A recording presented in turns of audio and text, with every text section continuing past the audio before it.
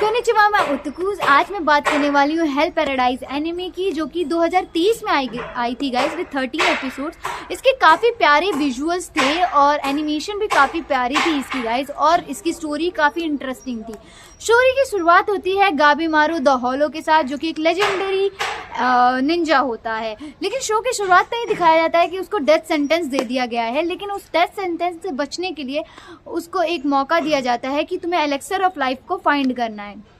Elixir of life मिलेगा paradise island पे, लेकिन पैराडाइज आइलैंड पैराडाइज नहीं होता है दोस्तों, क्योंकि वहाँ पे काफ़ी क्रीपीएस क्रीचर्स रहते हैं और काफ़ी सुपरनैचुरल बीइंग्स रहते हैं जिनकी तुलना आप ह्यूमन से कर ही नहीं सकते हो। तो यहाँ पे इस आइलैंड पे जाने के लिए इसको असाइन की जाती है सागरी, एक यामादा एसोसिएशन एस्मॉन क्लैन की मेंबर होती है, जो कि असाइंड होती है गाबीमारू को। तो ये दोनों वहाँ जाते हैं। अब यहाँ पे इनको सिर्फ एलेक्सर ऑफ लाइफ नहीं फाइंड करना है, इनको सर्वाइव करना है पूरा island from the creepiest creature to the members who have joined the party to find elixir of life, जो कि काफ़ी इंटरेस्टिंग फाइट्स होती हैं इसमें और काफ़ी सारी चीज़ें होती हैं। तो यहाँ पे क्या होता है कि गाबीमारू जीना क्यों चाहता है, तो गाबीमारू के जीने की वजह होती है उसकी वाइफ यूई, जो कि काफ़ी क्यूट थिंग है। तो यूई का क्या दिखाया जाता है कि यूई जो होती है ना, उसका हाफ फेस बर्न्ड होता है। और वो क्यों होता है, क्योंकि उनके जो फादर हैं चीफ ऑफ इवागाकुरे एक विलेज है, उसके चीफ होते हैं। तो वो उसको जला देते हैं जस्ट बिकॉज उनकी बेटी को एक नॉर्मल लाइफ चाहिए थी, और वो ये नहीं चाहते हैं। वो चाहते थे कि ये मेरी इकलौती वंशज है, तो ये मेरी लाइनेज को आगे लेके जाएगी, तो तुम्हें वो सब करना पड़ेगा जो मैं चाहता हूँ। तो वो चीज़ ना हो पाए, इसलिए वो अपनी बेटी का चेहरा जला देते हैं। लेकिन इसके बावजूद भी हमारे जो गाबीमारू होते हैं, उनकी शादी होने के बाद एक बहुत ही डीप और रोमांटिक रिलेशनशिप फॉर्म हो जाता है उसकी वाइफ के साथ, और जो हमारा इमोशनलेस कैरेक्टर होता है उसको इमोशंस पता चल जाते हैं गाइस। तो यहाँ पे वो अपनी वाइफ के लिए एलेक्सर ऑफ लाइफ फाइंड करना चाहता है, क्योंकि एलेक्सर ऑफ लाइफ के साथ उसको पार्डन मिल जाएगा from all the things he have done in past. तो दिखाया जाता है दोस्तों कि आगे चल के इनको एक मे नाम की टेंशन मिलती है, जो कि एक बहुत ही क्यूट सी होती है, पिंक कलर की हेयर्स होते हैं उसकी, छोटी सी होती है, वो क्यूट होती है, वो काफ़ी पावरफुल होती है।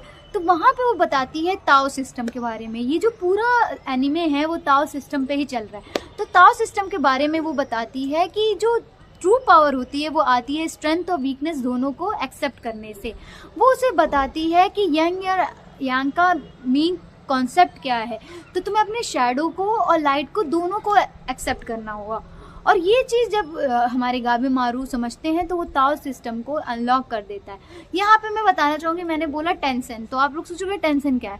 टेंशन एक बीइंग्स होते हैं जो कि सेक्सलेस कह लो आप, वो मतलब डुअल सेक्स के होते हैं, वो लड़के भी बन जाते हैं और लड़की भी बन जाते हैं, जिसमें काफ़ी इनके सीन्स दिखाए गए हैं, इंटीमिडेट सीन्स दिखाए गए हैं, जिससे वो ताओ को रेगुलेट करते हैं और इंक्रीज़ करते हैं, जो कि काफ़ी ज़्यादा क्रीपी होता है गाइस। जब मैं देखती हूँ ना, काफ़ी क्रीपी होता है। और ऐसे एक सीन होता है जो कि मे के साथ होने वाला होता है और काफ़ी क्रीपी होता है गाइस, और इसलिए मैं बोल रही हूँ बहुत ही क्रीपी होता है गाइस, और बहुत ही गुस्सा आती है मुझे। लेकिन मे को बचा लेता है हमारा गाबीमारू, और उसकी रिलेशनशिप जो है गाबीमारू के साथ वो काफ़ी अच्छी हो जाती है। तो ताओ को सीखने के बाद गाबीमारू एक ओवर पावर कैरेक्टर बन जाता है। वो वन ऑफ द टेंशन को हरा देता है, लेकिन ओवर यूज के कारण वो धीरे धीरे मेमोरीज उसकी जाने लगती हैं और वो अपनी वाइफ को भी भूलने लग जाता है दोस्तों। और कहीं ना कहीं उसको रीज़न फॉर बीइंग अलाइव और रीज़न टू लिव वो भूलता चला जाता है, क्योंकि उसकी मेमोरी फेड हो रही है उसकी वाइफ की, कि उसकी वाइफ रियल है कि एक छलावा है, क्या नहीं है, वो बस हो जाता है। क्योंकि शो के दौरान ऐसे कई बार होता है कि गाबीमारू कुछ गलत ही करने वाला होता है, कि उसकी मेमोरीज जो उसकी वाइफ की मेमोरीज हैं उसे गलत कदम उठाने से बचा लेती है। और इस शो में बहुत ही प्यारे प्यारे कैरेक्टर्स हैं और काफ़ी प्यारे सीन्स भी हैं। और इसका सेकंड सीज़न आने वाला है दोस्तों 2 साल बाद, मतलब कि 24-25 आप समझ लीजिए, 2 साल बाद आने वाला है इसका सेकंड सीज़न। और मैं बहुत ही एक्साइटेड हूँ। जनवरी 2026 में आएगा इसका नया सीज़न, और मैं एक्साइटेड हूँ देखने के लिए कि आगे क्या होने वाला है गाइस। तो अगर आपने ये एनिमे देखी है तो प्लीज़ कमेंट करके बताइएगा, और आपको इसके विजुअल्स और स्टोरी लाइन कैसी लगी वो भी बताइएगा। ओके, तो आज के लिए बस इतना ही। Keep liking, sharing, commenting on my videos. Also subscribe my channel for more such content guys. सायनारा नाकामाताची।